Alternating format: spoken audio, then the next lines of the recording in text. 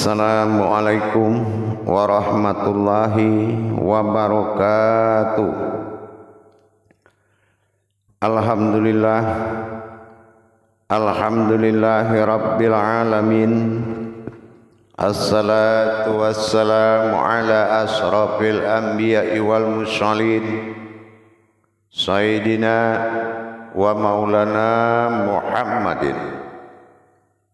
Asyhadu an la ilaha illallahul malikul haqqul mubin wa asyhadu anna Muhammadan abduhu wa rasuluhu was-sadiqul wa'dal amin. Allahumma salli wa sallim wa barik wa karim ahzanul nabil karim. Ihdinil ladzi min jamalika wa innal ladzi min jalalika wa innahu min kitabika wa tahirin wal mujahidina amma ba'du. Ibadallah, bersyukur kita kepada Allah dengan mengucapkan alhamdulillahi rabbil alamin atas segala limpahan karunia, rahmah dan hidayahnya, serta dengan izinnya juga kita dapat menjalankan amanahnya, beramal dan beribadah zahir batin, dunia dan akhirat. Bersalam kita tidak akan pernah kita lupakan. Marilah sama-sama kita sampaikan kepada junjungan kita Nabi Allah, Nabiul Akhirul Zaman, Rasulullah Muhammad sallallahu alaihi wasallam. Atasnya kalimahnya kita kalamkan dengan membacakan Allahumma sholli ala Sayyidina Muhammad wa ala ali Sayyidina Muhammad. Bertemu lagi dengan saya Guru Mursyid Syekh Nur Muhammad Buya Irwan Maulana Al-Khalidi Sumatera Barat dalam makom Majelis Zikir Ma'rifatullah Jakarta, tentunya dalam tayangan YouTube Buya Pasaman Timur, kupas tuntas hakikat ilmu amal dan ibadah. Para hadirin jamaah kaum muslimin dan muslimat dimanapun berada, rahimakumullah. Kalau kita berbicara tentang bermujahadah kepada Allah atau berjuang kepada Allah dalam memperjalankan rohani kita kepada Allah, ada hal-hal dan kiat-kiat hakikat yang wajib dilaksanakan, yaitu menunda kebatilan, membinasakan kebatilan, menghilangkan kebatilan untuk menuju yang hak. Apa yang dikatakan kebatilan? Sesuatu yang bersekutu dengan Allah di dalam melakukan ikhtibar diri. Yang bersekutu yang dimaksud adalah tiadalah kodrat melainkan kodrat Allah semata. Ini yang harus kita perhatikan. Maka dari itu, mentajalikan suatu perbuatan ma'rifat harus dengan jalan yang diridhoi, yaitu jalan tersirat, siratal lazi, yaitu jalan yang tidak ditempuh oleh orang tetapi ditempuh oleh diri sendiri. Untuk mencapai yang tersirat ini adalah sangat wajib. Ihdinas siratal mustaqim, ihdinas siratal mustaqim. Tidak mudah kalau memang harus dijalani, tapi yang mudah itu disebut dan dikalamkan. Maka kita wajib menjalankan jalan yang tersirat, bukan ma'rifat tanpa jalan tersirat. Ini harus betul-betul diperhatikan. Jangan sampai ma'rifat kita tidak melalui jalan yang tersirat. Apa yang dikatakan tersirat? Leburnya yang nyata, berdirinya yang hak. Jalan yang hak inilah yang dikatakan jalan tersirat. Jadi marifat terutama menghilangkan keakuan diri ini butuh jalan tersirat yang akan dipandu oleh mata batin ainul basirah. Jadi tidak mudah menghilangkan keakuan kita, harus ada dasar kodrat tersiratnya. Tidak boleh dengan keputusan marifat yang takhabur. Contoh marifat takhabur itu apa? Lenyap semuanya wujud satu sisi, lenyap semuanya maujud, maka bangkitlah wujud. Kalau hanya iktikat bisa menembus aras Allah, untuk apa gunanya ibadah, untuk apa gunanya Al-Quran, untuk alat pencari. Maka dari itu jamaah sekalian, kita harus berpikir dengan baik sebelum melakukan pekerjaan yang sangat bernilai ini. Menjadikanlah maujudun illallah itu tidak bisa dengan iktikat dan ma'rifat, tetapi harus dengan jalannya ma'rifat, yaitu ma'rifat yang menempuh jalan tersirat. Pada waktu dan kesempatan yang sangat kita muliakan ini, kita akan mencoba mempelajari wawasan menghilangkan si wujud diri dan memunculkan sesuatu yang berdiri. Maujud harus sirna menjadi wujud, dan wujud kembali kepada rahasia. Bagaimana kita bisa melaksanakan penempatan itu? Salah satu yang akan menjadi topik kita pada saat ini adalah menghilangkan, yaitu sifat nyata keumatan dan memunculkan sifat nyata diri yang hak. Kalau kita memunculkan diri yang hak adalah si wujud diri. Wujud diri adalah diri sifat. Diri sifat adalah sifatku sendiri. Berarti sirnalah pengakuan, lahirlah yang berkalam, akulah Tuhan. Dalam menghindarkan takhabur pada ibadah, pengakuan ketuhanan ini tidak dipikul oleh umatnya, tetapi dipikul oleh kehambaan dirinya sendiri.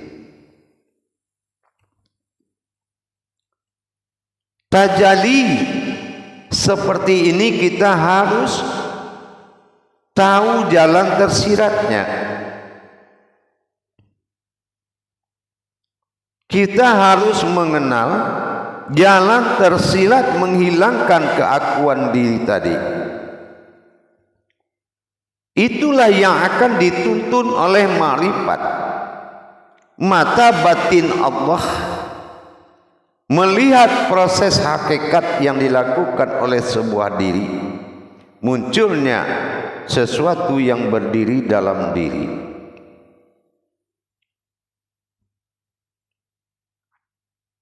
Ibarat kita melihat seekor tikus keluar dari sebuah lubang, maka kita harus melihat lubang itu dari jauh, baru kita bisa melihat ada yang keluar di lubang tersebut. Artinya pandangan harus berdiri sendiri, melepaskan kepemilikan hak dirinya. Tinggallah hanya sebuah pandangan yang menyaksikan terjadinya perbuatan Allah pada dirinya. Yang mengamalkan semua itu adalah pandangan. Jadi mana yang dikatakan tersiratnya Ma'rifat yang akan didirikan di kodrat tersirat di saat kita menghilangkan keakuan kita. Inilah yang selalu menjadi kendala besar bagi seorang ma'rifatullah. Kalau ma'rifatnya tidak menemui jalan, hanya berangkat dengan iktikat seorang umat, ini adalah kebatilan. Itu yang bersifat batil. Tapi kalau kita sudah tahu bagaimana melihat lau mahfuz yang terjadi dari perjalanan menghilangkan diri tersebut, diri keumatan.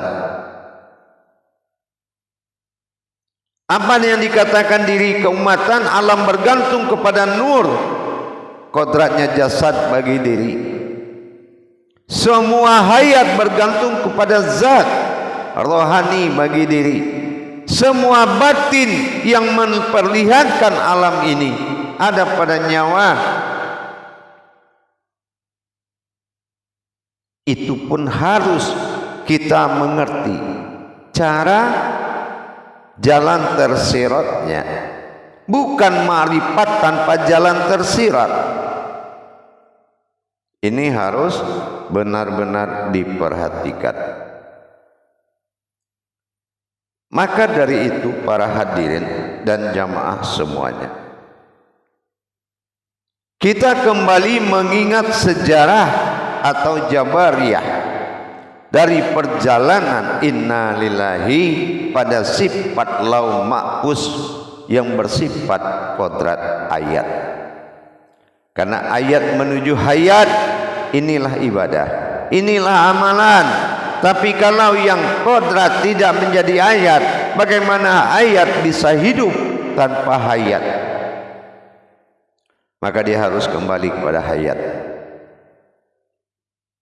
Berarti jasad harus kembali kepada ayat. Apa ayatnya jasad yang terlihat? Adalah aftar, alif yang nyata tersirat, tersurat, yaitu alif yang nyata. Nah, kita ingat kembali wujud dan maujud. Bagaimana timbulnya alif ini awal kejadian? Harus kembali alif ini kepada awal kejadian lagi, yaitu dengan kembali. Dulu dia ada berupa kosong, dikatakan kosong dia ada. Setelah itu kita ingin membuat alif. Setelah menerima kekosongan, maka kita menulis untuk memulai membuat alif. Ternyata terjadi titik di atas kertas, berarti sudah ada wujud dalam kosong. Setelah ditarik ke atas jadilah alif, maka sesuatu yang berdiri, nyatalah dia. Apa yang nyata? Inilah rahasia yang terlihat. Alif aftar, sifatnya alam atau nyata, basmalah dalam kajian, bukan bismillah. Nah, di dalam kenyataan tadi, lahirnya dengan bismillah, kembalinya harus dengan bismillah, menghilangkan si wujud diri dengan diri yang hak. Karena tiga-tiga itu, mulai dari kosong sukun, mulai dari wujud titik, dan maujud berupa hayat bentuk, maka ini harus kembali. Bentuk hayat yang nyata aftar kembali menjadi titik, wujud kembali menjadi kosong. Dengan mengembalikan bismillah, hakum bali bismillah, baru kita kembalikan ke dalam dengan tarikat. Alif aftar, dengan tarikan semua hak yang nyata lenyap di dalam wujud, yaitu ada, tapi hilang nama, hilang asma yang hanya ada wujud. Itu titik. Dan titik hilang ke dalam kosong, lebur menjadi kosong, itu dinamakan sukun.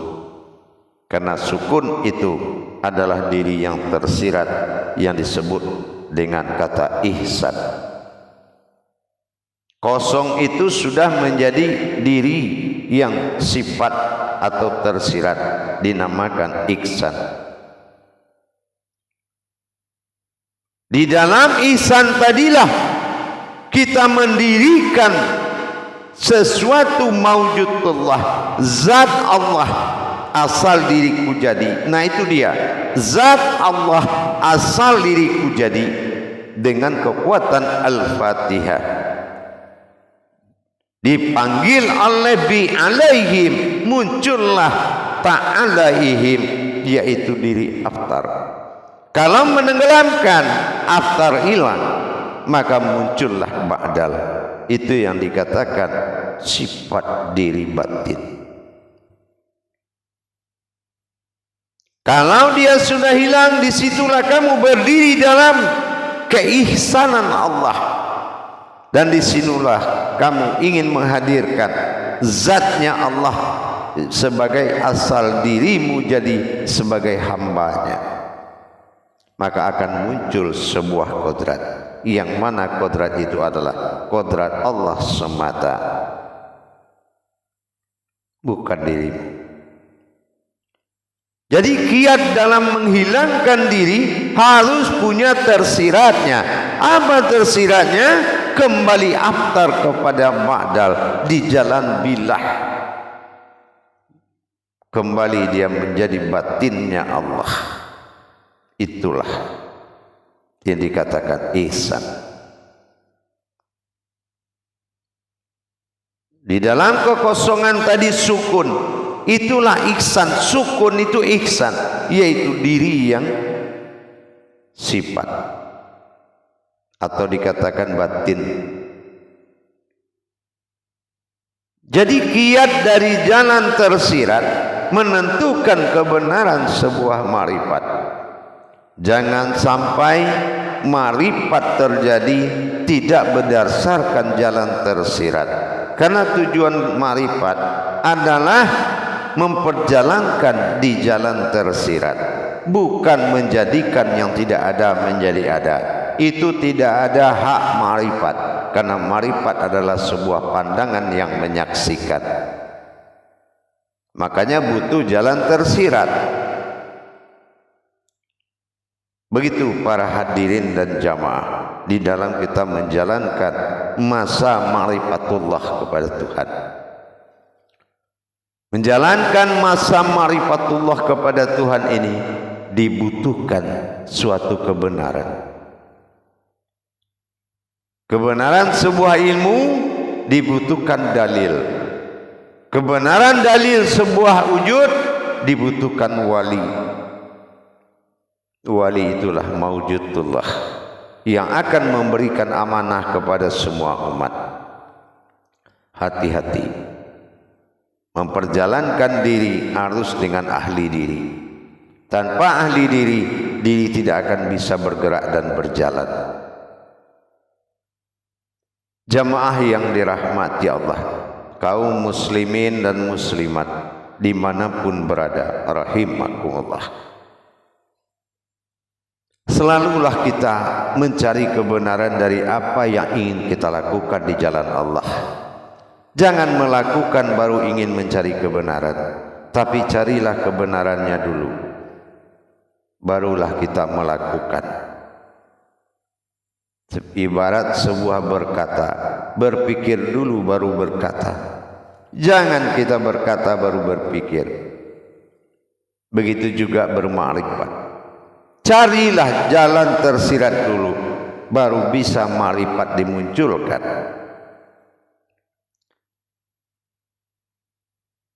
Maka dengan ini para jemaah hadirin kaum muslimin dan muslimat, hal-hal yang bersifat tajalli ini betul-betul wajib diketahui jalan tersirat lebih awal sebelum ma'rifat memperjalankan. Ma'rifat adalah batin kabirnya Allah. Dia bisa memperjalankan rohani, bukan pandangan kita. Untuk itu para jemaah, jangan sampai apa yang dijalankan beribadah terbuat imbas kehidupan. Kehidupan yang membuat terjadinya kafir sindik, kekafiran rohani, membuat kehancuran hayat kehidupan diri. Maka dibutuhkan kebenaran tajalinya, yaitu jalan tersirat sudah ada sebelum ma'rifat berbuat. Begitulah kita. Kalau kita memang mentiadakan aku dengan jalan ma'rifatullah, maka walazina jahadu fitna lahadiyahum subulana. Ankabut 69. Bersungguh-sungguh di jalannya dulu, di jalannya, mencari jalan, bukan menciptakan jalan dengan pandangan, tapi mencari jalan yang hak. Hadirin jamaah yang dirahmati Allah, selamatkan dirimu dengan sebuah kebenaran. Mudah-mudahan ma'rifatmu sampai kepada Allah. Ma'rifatmu sampai kepada Allah, karena ma'rifat itulah yang terdengar oleh Allah. Kata-katamu tidak akan pernah Allah dengar, karena Allah tidak bersifat pada sifatnya manusia, tapi dia bersifat pada sifatnya sendiri. Insya Allah mudah-mudahan bermanfaat buat kita bersama. Tidak mudah menghilangkan keakuan diri kalau tidak ada dalil tersiratnya. Hak kembali bismillah. Kalau memang datang Allah berwujud pada sifat aftar zahir, maka Allah kembali kepada wujud bilahnya, batinnya sendiri. Pulang pergi Allah, turun naik dengan Allah, af'al dengan Allah, la maujudun illallah. Kalau kita tidak bisa melihat jalan tersirat, semua akan sia-sia. Ma'rifat bukanlah suatu adab nekat, tetapi adab yang beriktikat. Barakallahu ya Karim, ya Rahman, ya Rahim. Mudah-mudahan bermanfaat bagi jamaah yang ingin melanjutkan dan mendapatkan bimbingan ma'rifatullah dengan benar. Silakan menghubungi nomor telepon yang ada di layar deskripsi telepon YouTube Buya Pasaman Timur. Insya Allah kita selalu berbagi dan mendapatkan tayangan belajar 1 minggu 1 kali live Zoom, insya Allah. Mari kita selalu meningkatkan iman dan takwa kita demi meningkatnya derajat diri dan martabat ibadah. Kalau derajat dirimu rendah, maka martabat ibadahmu akan rendah. Kerajinan bukan menjadi jaminan, tapi ketakwaan yang berilmu adalah jaminan, karena ibadah bisa dikembalikan. Jadilah manusia pilihan Allah dan hindarkanlah manusia yang dibuang oleh Allah. Insya Allah mudah-mudahan berkah apa yang kita sampaikan dengan tulus kita berbagi, kita selalu berdoa, mudah-mudahan jadikanlah orang yang belajar itu melebihi diri kita sendiri, dan jadikanlah diri kita mulianya seperti engkau yang memuliakan diri sebelum kita. Maka doa itu sangat tulus dan ikhlas. Jangan merasa bisa di depan orang banyak tapi tidak bisa di depan Tuhan. Lebih bagus kamu bisa di depan Tuhan tapi merasa tidak bisa di depan orang banyak, maka kamu lepas dari takhur dan sombong, insya Allah. Barakallahu ya Karim, ya Rahman. Assalamualaikum warahmatullahi wabarakatuh.